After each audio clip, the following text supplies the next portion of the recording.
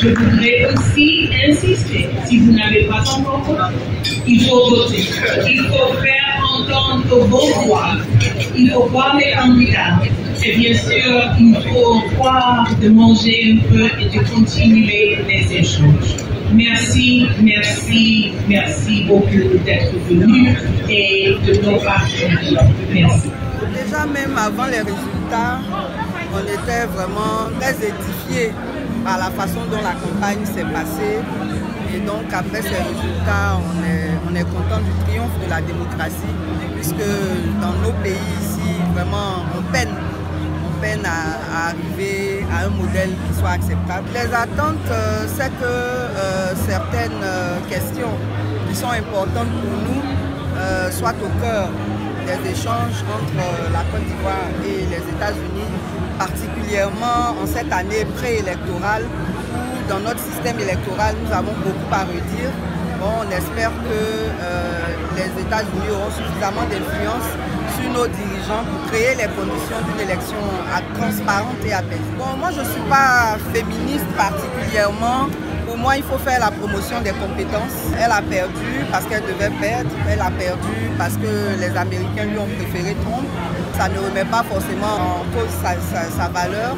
Mais je ne suis pas du genre à soutenir une femme pour soutenir une femme. Mais écoutez, vous avez vu, l'homme propose, Dieu est disponible. On avait dit, il y a beaucoup de calculs qui ont été faits, mais les gens ont oublié qu'il y a la force d'une seule chose, c'est-à-dire la force de Dieu. Donc, le bulletin de vote.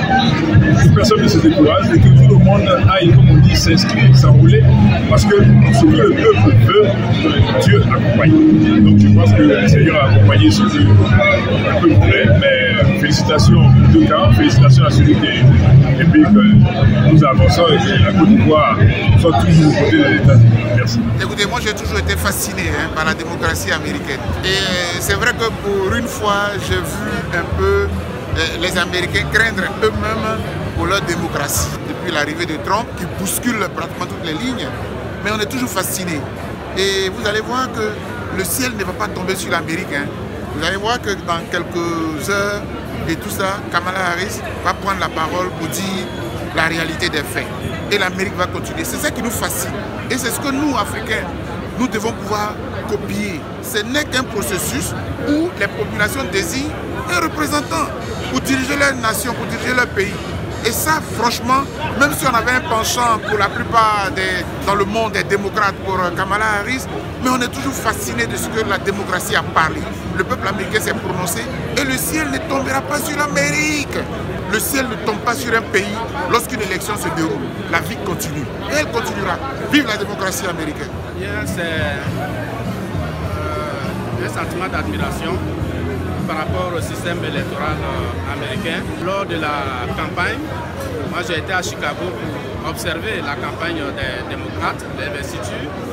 Ensuite, j'ai suivi le processus électoral et il y a certains éléments qui m'ont frappé dans la démocratie américaine. La discipline et de deux, le respect des institutions. Le deuxième élément, c'est la confiance que les gens portent aux différentes institutions. C'est une campagne qui s'est passée sans violence, programme contre programme, camp contre camp, et au finish, celui que les Américains ont voulu qu'il soit donc à la tête de leur pays, ils l'ont désigné, et donc nous sommes admiratifs donc, du système américain. C'est de dire aux Ivoiriens que l'élection n'est autre chose qu'aller faire le choix du projet qui va commander notre vie pendant les années à venir. Et que donc nous devons tous nous mobiliser dans la paix, dans la confiance mutuelle, parce que tous les projets qui sont présentés, aussi bien par le pouvoir en place que par l'opposition, ce sont des projets qui ont pour ambition de créer de meilleures conditions de vie pour les populations. Il s'agit seulement d'aller choisir le projet qui nous convient.